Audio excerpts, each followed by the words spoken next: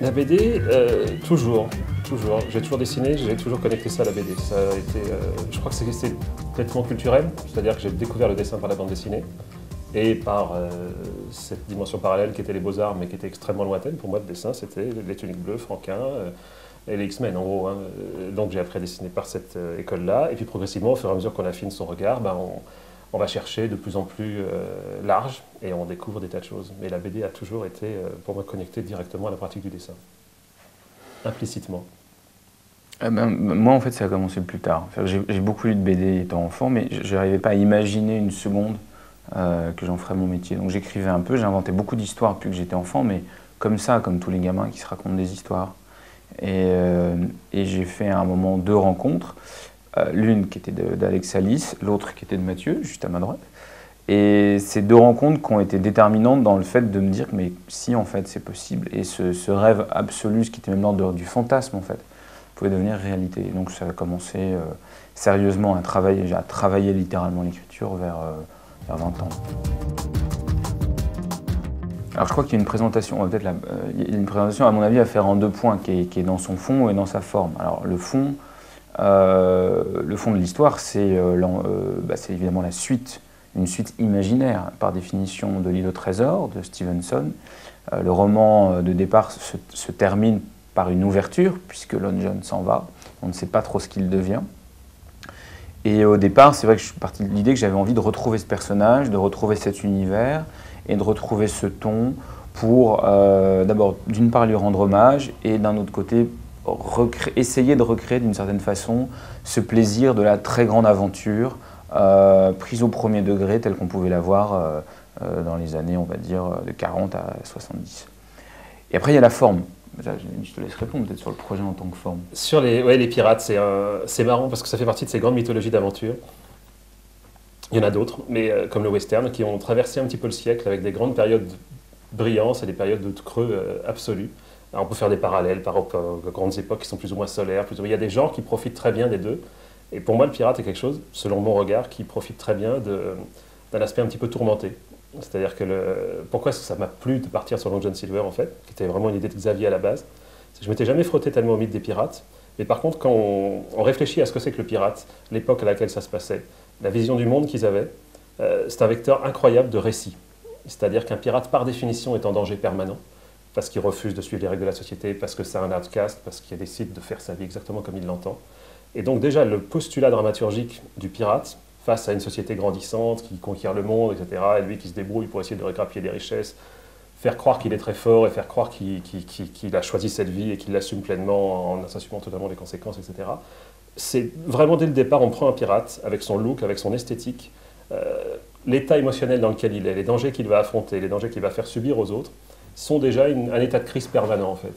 Et donc pour raconter l'histoire, c'est par l'image, par le scénario, c'est fabuleux. C'est comme le western, il y a des décors qui sont comme des scènes de théâtre qui posent un contexte tragique, dramatique d'office.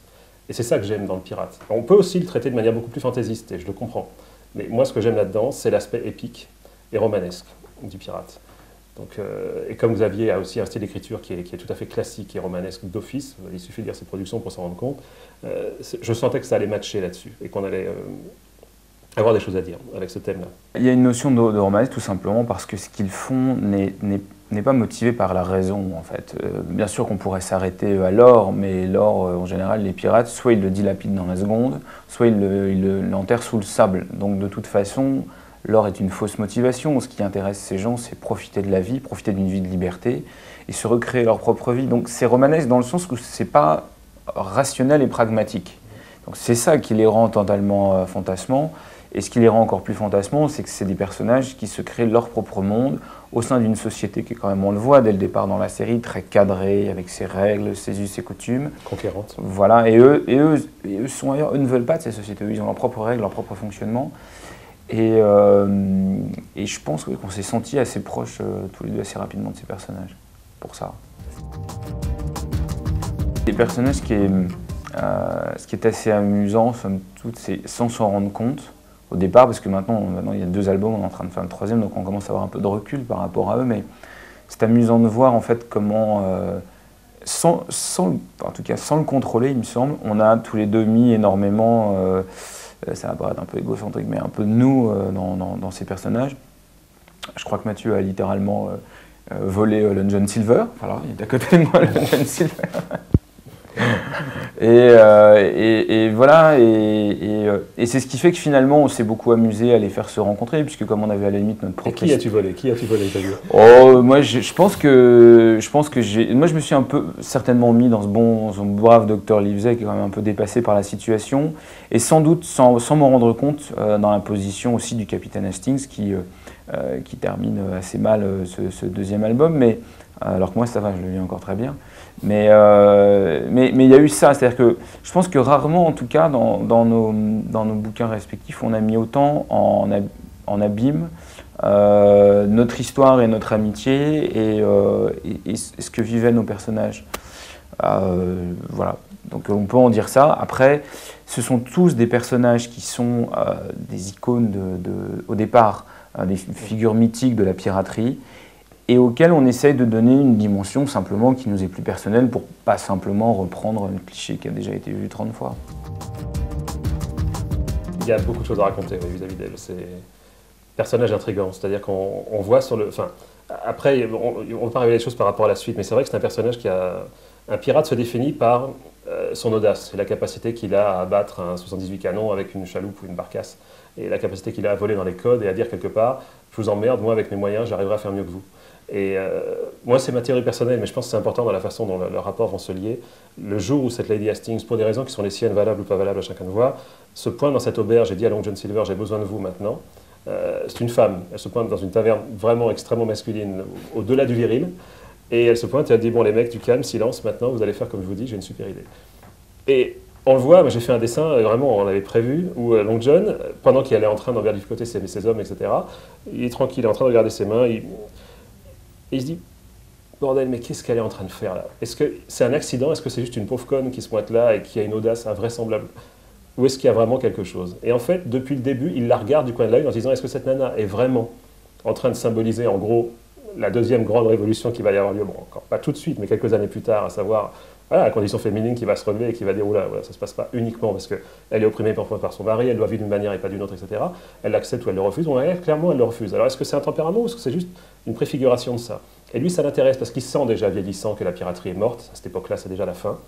Et il se dit, mais d'où va venir la prochaine grande révolte? Parce que c'est quelque chose qui l'intéresse, lui, fondamentalement, contrairement à un pirate de base qui cogne et qui vit au jour le jour. Lui, il voit un peu plus large. Et ça l'intéresse, de se dire, tiens, est-ce qu'il va se passer quelque chose? Et il va y avoir un binôme qui va se créer entre ces deux-là, entre, on va dire, l'ancienne génération et la nouvelle, qui en plus est une femme, où ce mec va se dire, cette femme a l'audace que j'ai eue à l'époque, et en plus, c'est une femme. Et donc, pour moi, c'est un personnage important. Et puis, je suis bien sûr complètement d'accord avec ça, et puis j'ajoute juste que les pirates, en fait, c'est des grands enfants. C'est-à-dire qu'ils n'ont la responsabilité que de leurs copains, ils ne sont pas là pour bâtir, mais pour partir à l'aventure, pour vivre au jour le jour sans vraiment prévoir, surtout sans prévoir leur descendance, sans prévoir...